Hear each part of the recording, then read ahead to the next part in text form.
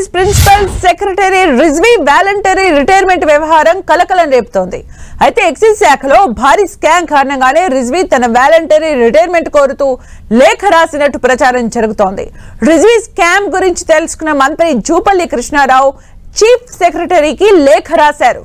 రిజ్వీ అక్రమాలు బయటికి వస్తున్నందున ఆయన వాలంటరీ రిటైర్మెంట్ రిక్వెస్ట్ ను తిరస్కరించాలని మంత్రి జూపల్లి కృష్ణారావు లేఖలో ఆదేశించారు. స్కామ్ కి సంబంధించిన వివరాలు వెలికి తీయాలని కూడా మంత్రి పేర్కొన్నారు. స్కామ్ ఇరుక్కుంటాననే భయంతోనే రిజ్వీ వాలంటరీ రిటైర్మెంట్ కు దరఖాస్తు చేసినట్టు కూడా వార్తలు వస్తున్నాయి. ఇందుకు సంబంధించిన మంత్రి లేఖ 10 టీవీ చేతికి చిక్కింది.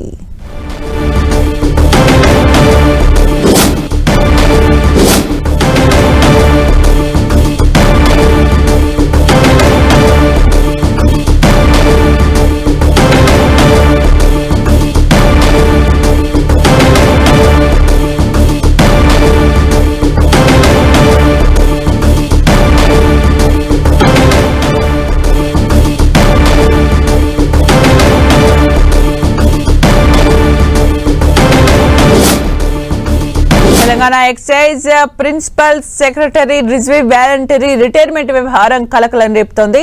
అయితే ఎక్సైజ్ శాఖలో భారీ స్కామ్ కారణంగానే రిజ్వీ తన వాలంటరీ రిటైర్మెంట్ కోరుతూ లేఖ రాసినట్టు ప్రచారం జరుగుతోంది. అయితే రిజ్వీ స్కామ్ గురించి తెలుసుకున్న మంత్రి జూపల్లి కృష్ణారావు చీఫ్ సెక్రటరీకి లేఖ రాశారు.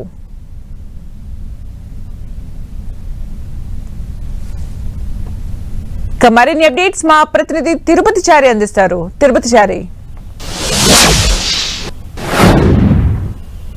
సుమిత్ర, తెలంగాణ ప్రభుత్వంలో ఎక్సైజ్ శాఖలో భారీ స్కామ్ జరిగినట్టుగా తేలుతోంది. ఈ అంశం ఇప్పుడు కలకలం రేపుతోంది. ఎక్సైజ్ శాఖకు సంబంధించిన ప్రిన్సిపల్ సెక్రటరీ రిజ్వీ హస్తం ఉన్నట్లుగా తేలుతోంది. దీనికి సంబంధించిన విషయంపైన మంత్రి ఏకంగా జూపల్లి కృష్ణారావు ప్రభుత్వానికి లేఖ రాశారు. ఈ మేరకు సిఎస్ కు లేఖ ఈ నెల 11వ తేదీన మొదట లేఖ రాశారు.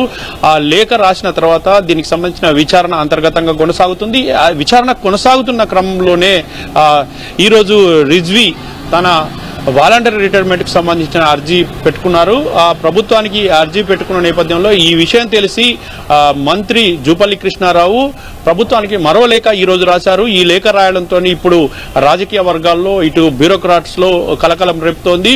అసలు ఏం జరుగుతోంది ప్రభుత్వంలో అనే ప్రశ్న ఉత్పన్నమవుతోంది. ఒకవైపు రిజ్వీ అనేక అంశాలపైన తనదైన శైలిలో పనిచేసుకుంటూ పోతున్నారు.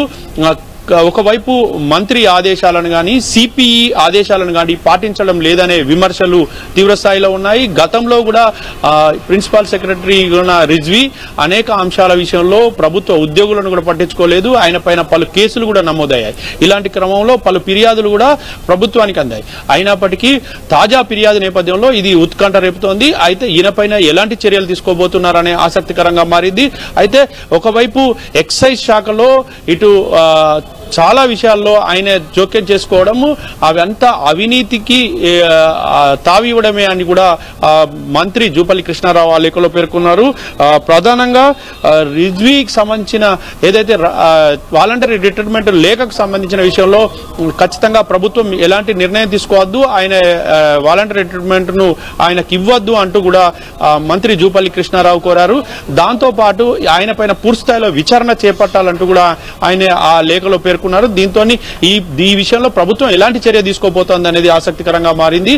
ఒకవైపు గతంలో రిజ్వీ ఎక్సైజ్ శాఖలో స్కామ్ చేశారనే ఆరోపణలు కూడా బయటికి వచ్చాయి. ఇప్పుడు మంత్రి ఈ విషయాన్ని ఉటంకించడంతో ఇందులో భారీ స్కామ్ జరిగినట్టుగా గుర్తించాల్సిన పరిస్థితి ఏర్పడ్డది. అయితే మొత్తానికి 11 సంవత్సరాలుగా ఒకే కంపెనీకి సంబంధించి హాలోగ్రాఫిక్ లేబుల్స్ కు అనుమతిస్తూ వచ్చారు.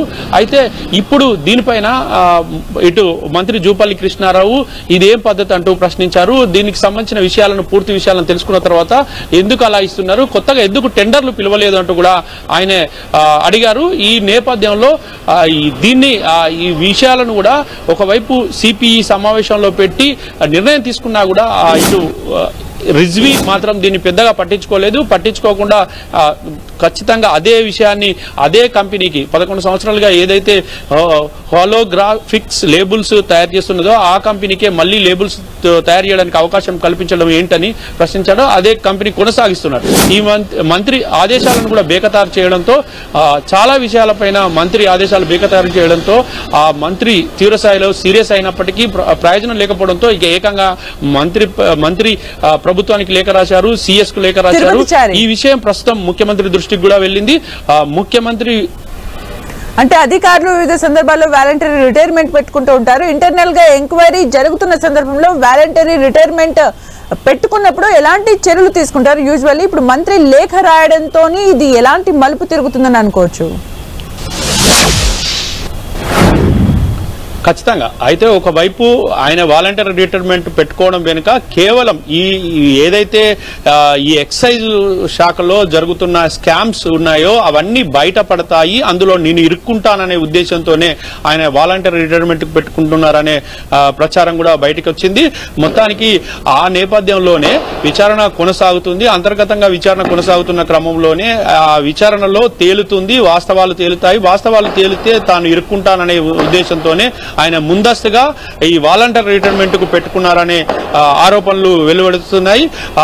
ఈ నేపథ్యంలోనే మంత్రి జూపల్లి కృష్ణారావు ఈ విషయాన్ని గుర్తించి ఖచ్చితంగా ఆయనకు వాలంటీర్ రిటైర్మెంట్ కు అనుమతి ఇవ్వద్దంటూ కూడా ప్రభుత్వానికి లేఖ రాశారు.